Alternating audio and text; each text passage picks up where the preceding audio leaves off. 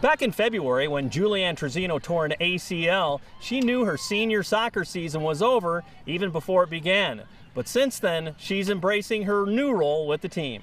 You hear of it happening, you know, people getting hurt their senior year, but never really think it would ever happen to you. But I don't know, I dwelled on it a little bit, but then season started, like, you know, gotta get that bit out of my head and be there for the team and support and do as much as I possibly can, and that's what I did. Has this been part of the therapy, being around your friends? Yeah, I mean, definitely better than just sitting at home. I go to practices and stuff, sit on the bench at the games.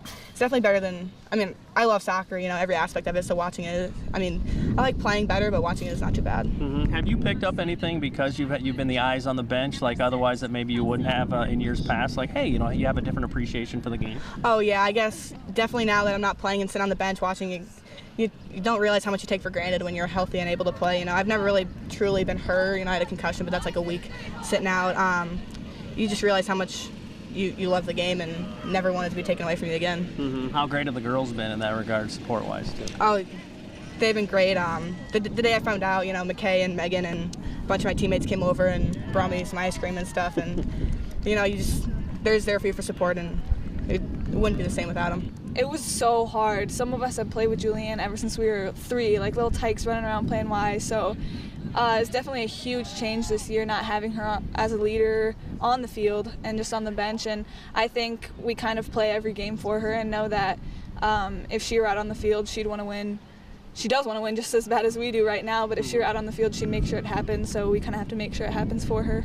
Juge is about as competitive as it comes. But we also know that she's a terrific teammate, and so, you know, when she went down, I was like, how's she going to handle this? You know, but you know, she's so mature, and her first thought was, you know, what can I do to help with the team? What can I do to help with everybody else? And I guess if there was any kind of silver lining to her injury, it was the fact that it happened before the season started. So we knew going in, you know, it wasn't something that we had to adjust mid-flight or anything like that. We knew going in we weren't going to have her. You know, but you know, she's working real hard to get that knee healthy, and she'll be back on the field spring of 2015.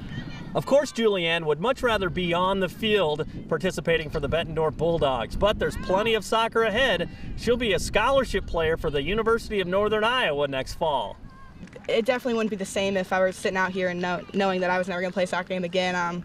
You know, it definitely isn't a very good situation to be in, you know, sitting out your senior year and then your freshman year of college. But, you know, I'm just going to use the year to redshirt, get better, faster, stronger once I'm able to do stuff. I mean, it's not a good situation to be in, but I got to use it as a positive, I guess. In a crazy way, has this helped maturity-wise, embracing the game, other people, that kind of stuff? Definitely. You know, it's not something you want to happen, but it's a little bit of a coming of age and realizing that, you know, there's more important things to life in sports, and you got to take care of your health before you just go out and play on a torn ACL. So you got to get healthy first, and then I'll be able to play.